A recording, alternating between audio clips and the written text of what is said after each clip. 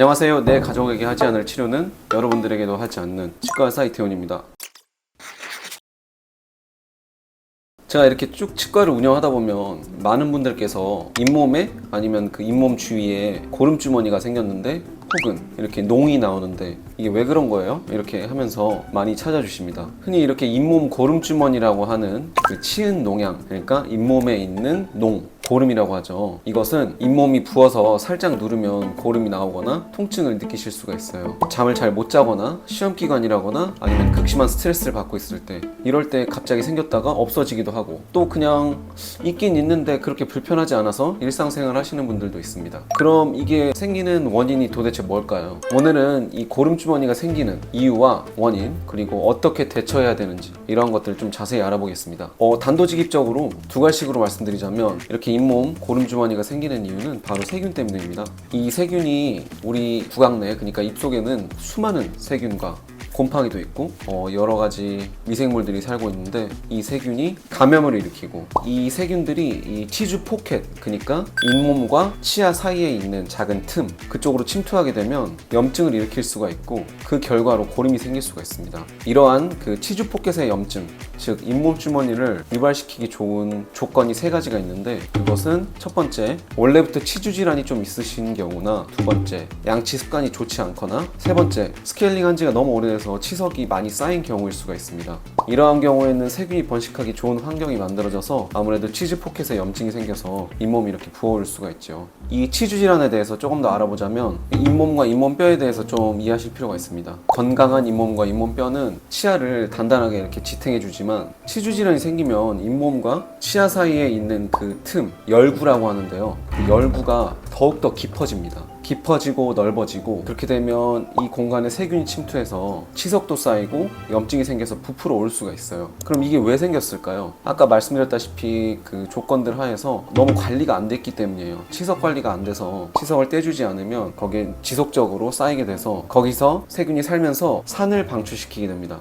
그러면 당연히 잇몸도 계속 녹고, 잇몸 뼈도 녹고, 아까 말씀드린 그 치주 포켓도 얇고 이렇게 적당한 깊이, 우리가 흔히 치과 의사들이 얘기하는 건강한 그 깊이는 2-3mm인데 그게 점점 깊어져요. 깊어지면 제가 심한 경우에 9mm, 12mm까지 본 적이 있습니다. 그럼 거의 흔들릴 정도가 되죠. 그래서 거기에서 치석에 있는 세균들이 계속 산을 방출하니까 더 깊어지고 더 넓어지고 붓고 이렇게 되는 겁니다. 그러면 고름은 뭘까요? 거기서 산을 방출하고 하기 때문에 우리 몸은 자연적으로 면역 메커니즘에 의해서 그 세균을 막으려는, 그러니까 백혈구 이런 것들이 나와서 싸우게 되는데, 그것들이 싸우고 나서 전사한 시체가 고름입니다. 그래서 이렇게 치석은 잇몸 안쪽까지 침투할 수가 있어요. 그러한 것들은 우리가 치근 활택술, 그러니까 뿌리를 활택한다, 깨끗하게 매끄럽게 만든다, 그런 술식을 통해서 치석을 떼내어주면 훨씬 더 잇몸 붓기가 가라앉고 건강한 잇몸을 되찾을 수 있게 됩니다. 여기서 한 가지만 더 첨언드리자면, 이렇게 잇몸이 만성적으로 부으신 분들이 있어요. 그거는 이제 만성 치주염이라고 해서 본인께서 그 부은 것도 모르고 살아가시는 분들이 있어요. 그러신 분들은 조금만 누르기만 해도 아파하시고 피가 나고 그 다음에 고름도 좀 나오고 이렇게 하실 수 있는데, 그런 분들은 이제 전체적으로 그러다 보니까 좀 둔감하신 분들은 잘 모르시고 살아가시는 분들도 있습니다. 다만 여기서 한 가지, 치은이 갑자기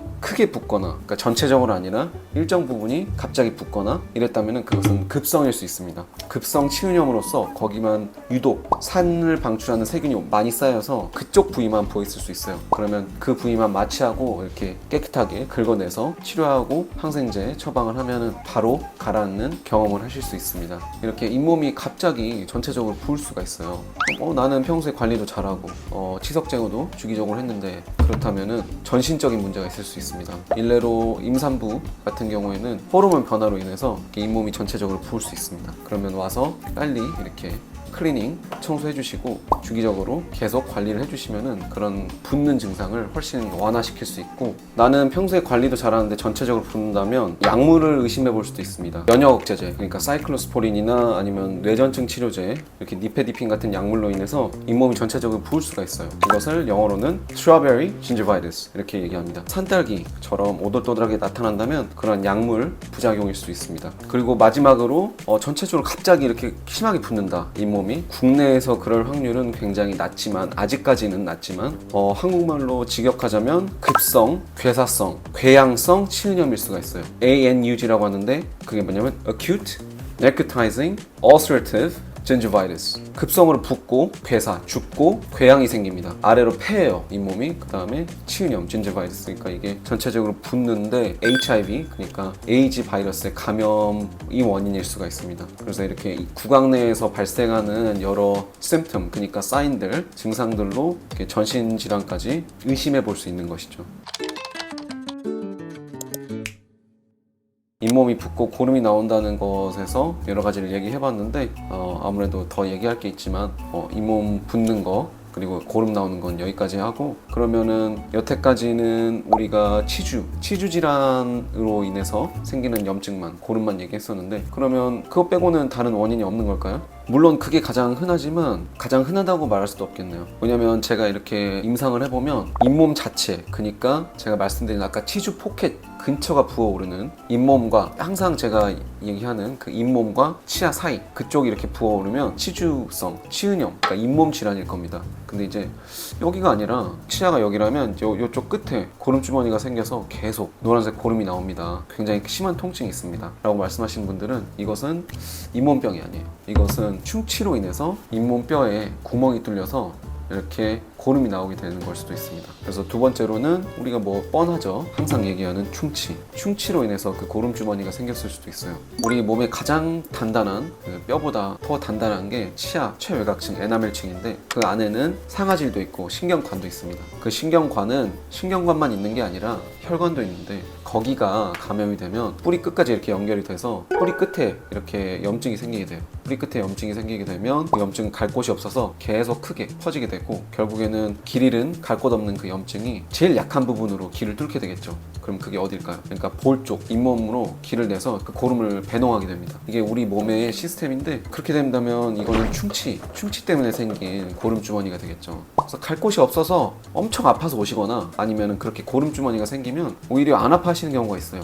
왜냐면 그 압력이 해소가 되니까. 이것을 우리는 치근단 농양이라고 합니다. 치근단 농양. 어렵지 않습니다. 그냥 치아 뿌리 끝에 있는 농양, 고름이다, 약간 이렇게 말하는데요. 그래서 이렇게 치근단 농양으로 생긴 고름주머니는 자연적으로 절대 낫지 않아요. 사실 이렇게 고름주머니가 생긴 분들은, 아파서 오시는 분들은 거의 없기 때문에 조금 설득 과정이 필요합니다. 하지만 이렇게 고름주머니가 생기지 않은 분들은 너무너무 아파서 오시기 때문에 이렇게 딱 뚫기만 해도 분수처럼 고름이 쏟아져 나와요. 그러한 경우에는 고름이 가득 찼다고 볼 수 있겠죠. 치근단 농양이 잇몸 쪽으로 구멍이 뚫려서 농양이 나오고 있으신 분들은 신경치료를 해서 신경관을 깨끗하게 소독해주고, 여러 번 그리고 오랫동안 깨끗하게 소독을 해주면 그 잇몸과 잇몸뼈는 자연치유가 되게 됩니다. 감염원이 없어졌기 때문에. 그걸 확인한 이후에 치아를 신경치료를 마무리하고 크라운을 씌우게 되죠. 그렇게 해서 치아를 조금 더 쓸 수 있게 10년, 20년 이렇게 쓸 수 있게 연명치료를 해주게 되는 것이죠. 그래서 약간 이야기가 약간 사이드로 빠졌는데, 이러한 그 고름주머니 가 생겼을 때 신경치료를 하지 않으면 그 뼈가 그냥 계속 녹습니다.